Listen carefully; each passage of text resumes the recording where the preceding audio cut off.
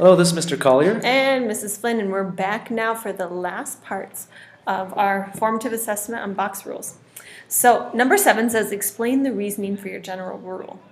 So our general rule was B equals Ah, yes, B equals 4n plus 22. Let's try to take a look at our box plot and think, where is this coming from? Look at that.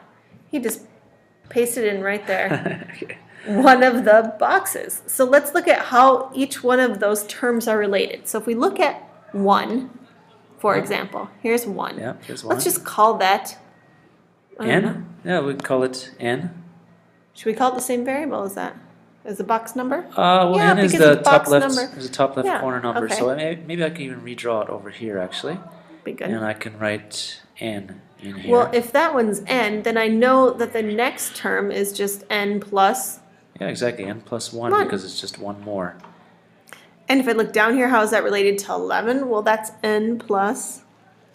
10, N plus 10. Because it's a 10 by 10 grid, I just add 10 to get the number underneath. Good. And then the last one, it's n plus 12. So that's how Oh, all N plus those. 11, actually. 11, yes. 11, Yeah, thank N you. is 1, so N plus, there you go, N plus There we 11. go. So what do we get when we add all these numbers together? What do we get when we get the box sum? We Let's have look.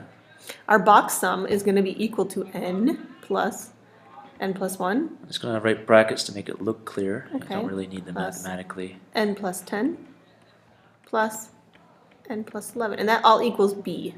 Oh yes, Right? I forgot the B. Yes, that all equals B. So let's add those up. I have 1, 2, 3, 4 n. How slick. 4N. This is looking good.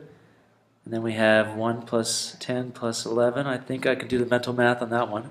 It's That would be 22. good. Yes. Yay! Well, that's a good explanation. We talked about how that would work for any general box number. Exactly. And if we look at, maybe we can just take a look at the rubric right now. See, where does that fall on the rubric? Oops. So if you look at number 7 on the rubric, it says justify your formula. So we already did that. Or give an algebraic explanation of why the generalized formula is correct. So that's we what just did that. So we did a little bit of overkill there. You only need to do one of those two things. Well, it's a good to idea get a to 7. do both, just because if Exactly. you don't do one correct, then you have backup, right? Exactly. It's a good process to follow. Okay. But we don't want a 7, we want an 8. What else do we need to do? So next we need to, for number 8 in the formative, we need to extend your investigation by changing the size of the grid used. And ignore Mr. Collier's scribble marks. Yes, ignore that. That's scratched out. Can you generalize your rule for any sized Grip. grid? Sorry, that's grid. Pardon me. Now we're going to look at a couple of other size grids. We're going to start off with an 8 by 8 grid and a 9 by 9 grid and see how that relates to our formula for the 10 by 10 grid. Okay, so let's just go ahead and try one of these out. So should we let's try a bunch of boxes make a little in here, table, or just yeah, make the end table? Let's just make the end table Let's here. make the end table. We did that before, so we looked at one box and what's happening in one box. And in one box we have n, and then we have n plus 1, like here. But it's a little bit different in this 8 by 8 grid because I don't add 10 to get to the number below. It looks like I have to add 8. Yeah, so it's n plus 8. So it's n plus 8. And the last one, n plus 9. Yes, n is 1, so yeah, n plus 9. And then when we get the sum, we can call that big B again, is equal to, again, you're going to get 4n if you add those together. And 1 plus 8 plus 9 is 18. I wonder if we should use subscripts for this. I was thinking about that as well. Yeah, I Because was just about to ask you about that. I think otherwise it might be confusing because we don't know, are we taking the sum of the box plot of Yeah. what number? So maybe if we just put a little subscript of 8 by there, I don't know. Let's call this B8, so that's the sum of a box in an 8 by 8 grid. And when we find the formula for the 9 by 9, we can call it B9. So let's go ahead and do that. So it's pretty easy. It's the same procedure. If you look at a box and generalize it. So the first term would be n again, Yeah. then n plus 1, and then n plus 9. Yeah, notice 9 is the size, is a 9 by 9 grid, so that's a 9. And that's going to be n plus 10. Okay, add them all together. 1, 2, 3, 4n 4n plus 9, 10, and 1. 20. All right, well, let's Wow. now kind of take a look at all of the Yeah, I noticed B's that. that we have. And remember, for the 10 by 10 grid, we had B10 equals 4n plus 22. So I can already see a bit of a pattern here. Each of the formulas gets a 4n. So Let's look at a new table now, and we can Yeah. put on, again, our, So we're going to call, maybe we should define a new variable. okay. Yeah? We'll call it grid size. We'll Should call we it G for grid Okay. size. So that kind of looks like a 9, but let me make my G a little bit clearer. Does it look like a 9 or a G? No, I think it's a G. G? Okay, so this is a G by G grid. In this case, is 8 by 8. And we'll use G for Our grid size. yeah, G equals grid size, or is it grip size? Grid. Okay. All right.